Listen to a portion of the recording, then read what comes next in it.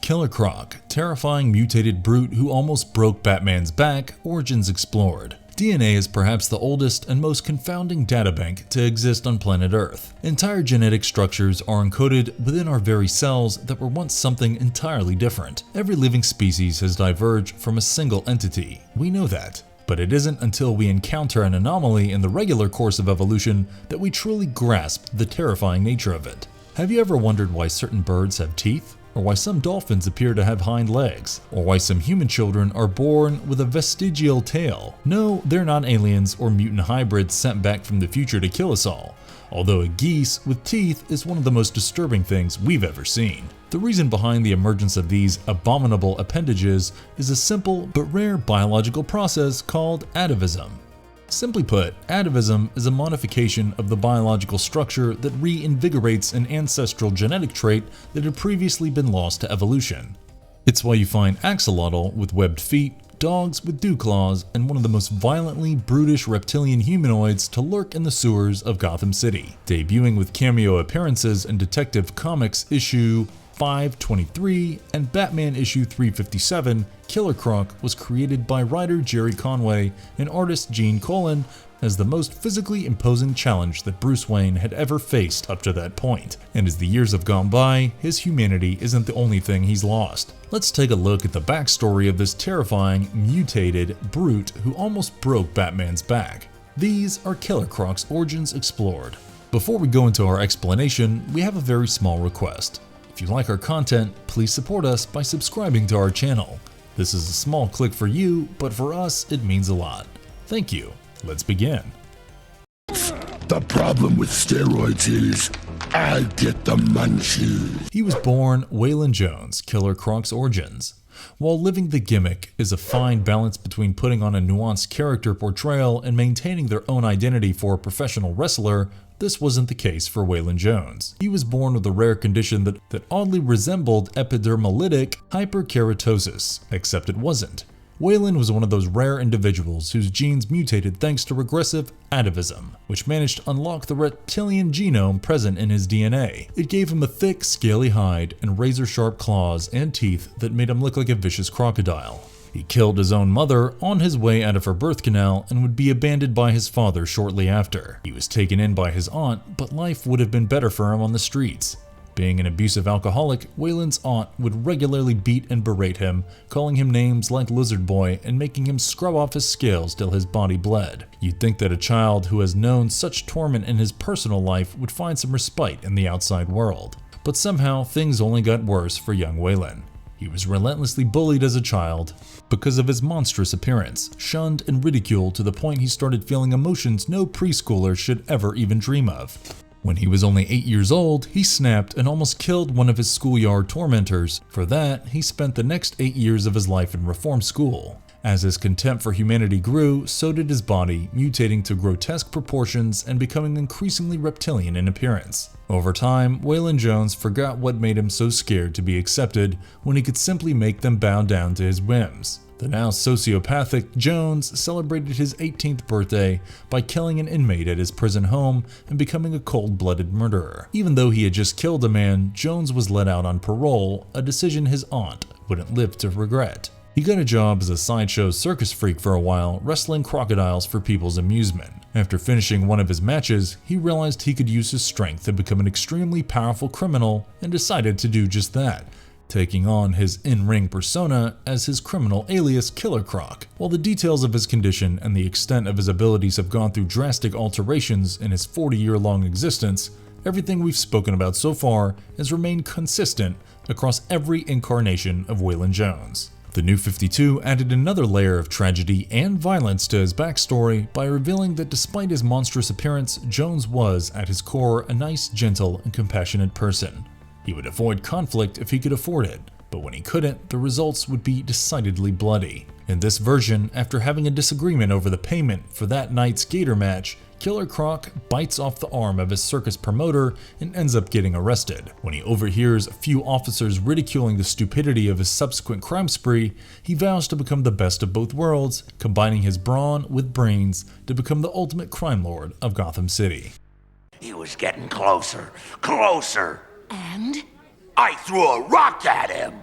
Unleash the Beast, Killer Croc's most notable appearances. Batman issue number 357 is notable for two reasons: the introduction of the Todds, parents of second Robin Jason Todd, and the first full appearance of Killer Croc, though he keeps his face hidden throughout. After Tony Falco and Rupert Thorne are turned over to the police by the world's greatest detective, a power vacuum occurs in Gotham's underworld.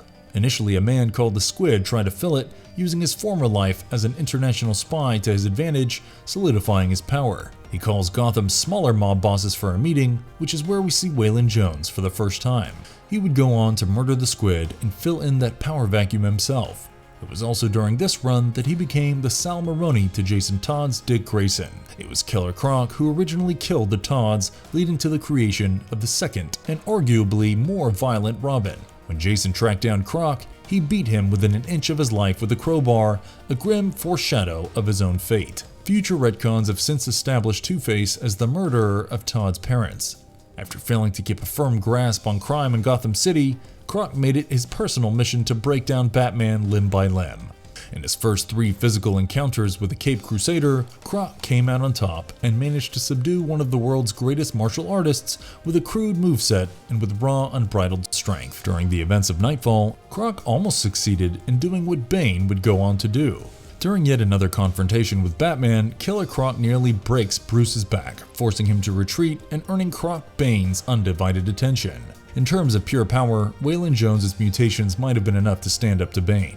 But thanks to years of abusing Venom, Bane had transcended human definitions of strength and managed to effortlessly break Waylon's arms and send him packing.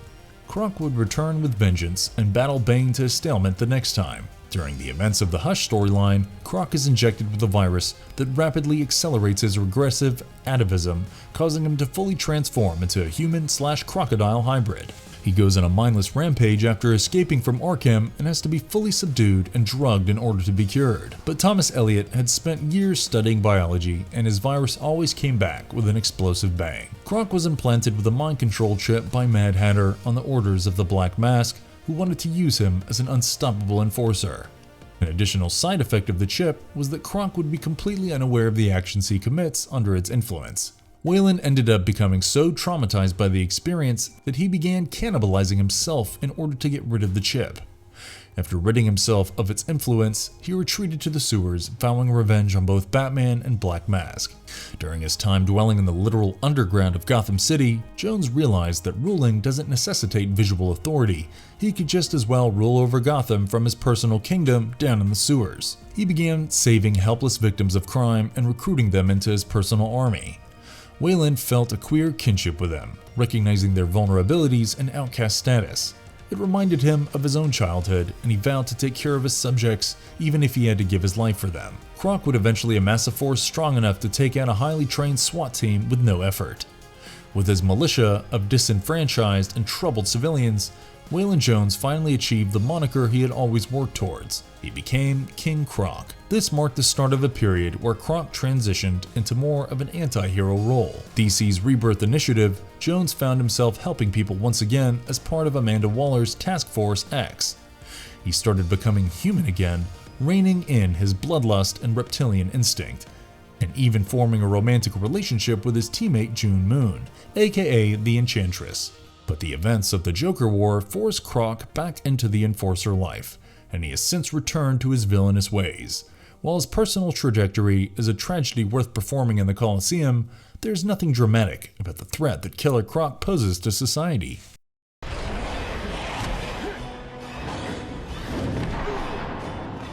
What makes Killer Croc so dangerous? Over the years, Croc has floated about on the character relevancy rankings, going from one of the leading racketeers of Gotham City to a sewer-dwelling pacifist thanks to the constant rebooting of the DC universe. The one thing that's remained consistent is that he is one of the most physically imposing threats Batman has ever faced. Waylon Jones is a freak of nature who is, for all intents and purposes, a reptile. His senses are far more enhanced than that of a normal human. Once he memorizes a person's accent, he can track him from miles away. His scales serve as natural armor. They are so durable that they make him virtually immune to abrasions and bullet wounds. He is an exceptional swimmer, capable of moving freely underwater and outmaneuvering his opponents like they're fishes out of water. But while those things come handy when he's tracking a target, they become ancillary in comparison to his strength. Killer Croc is easily in the top 3 strongest Batman villains of all time conversation. With his monstrous strength, Jones could rip a bank vault door off its hinges with ease, and toss around the Cape Crusader like a ragdoll. As we've mentioned already, before Bane came into the picture, it was Killer Croc whose life's mission was to break Batman's back. He nearly succeeded and didn't need dope to do it either. Croc also possesses a healing factor that gives Wolverine a run for his money. Weyland is so confident in his ability to heal that during one of his Arkham-mandated therapy sessions, he bit his arms off to get rid of the restraints. Talk about hardcore. After getting injected with the mutagen by Hush, Croc's reptilian regression has only worsened, making him look like an anthropomorphized crocodile and sending his mind into the depths of insanity. Though he can control his psyche for the most part, Waylon Jones struggles with his reptilian urge to consume warm-blooded flesh, and when he gives in, the bodies pile up like so many flies. It's got the strongest jaws of any animal around. Threatening alternate versions of Killer Croc in various forms of media. Being one of the most iconic villains in Batman's rogue gallery, Killer Croc has made several appearances across various forms of media, especially animated TV shows.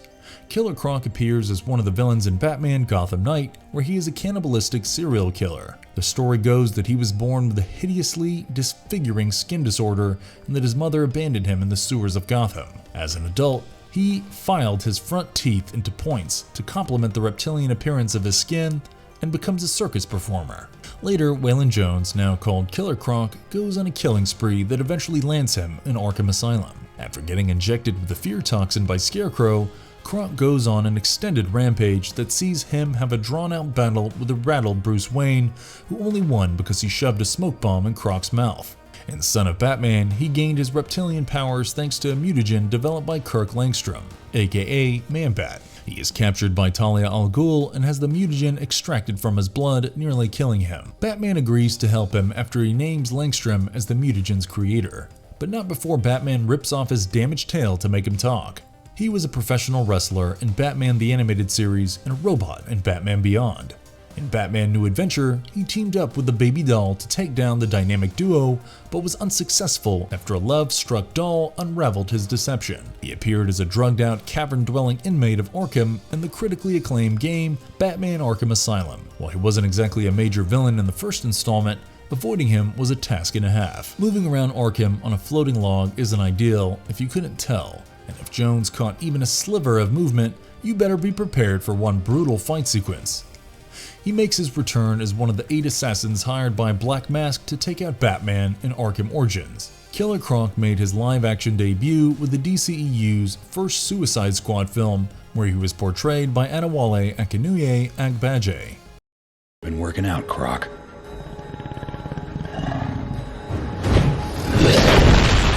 Why Killer Croc is one of the best Batman villains. His detractors will always label him as a Curt Connors knockoff, but we'd argue that Killer Croc is a far more layered and empathetic character than the Lizard, and that is saying something. Waylon Jones started his comic book journey as a cold-hearted, calculating mob boss who used his biological defects to his physical advantage and wanted to simply rule the underworld and break Batman's back. As the years progressed and his sanity regressed, his story became a true, compelling black hole of conflicting, terrifying emotions that can only manifest itself in primal rage and a hunger for human flesh. Waylon Jones is Killer Croc, but he has shown that he could be more than that. It isn't for lack of trying that he doesn't continue on the path of goodness. Jones has been misunderstood his entire life because of how he looks, something most of us can kind of relate to.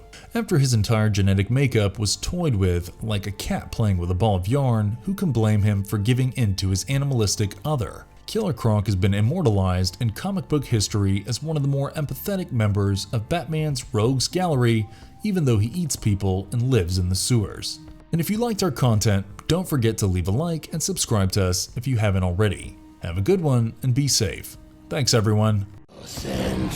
I know I caught yours.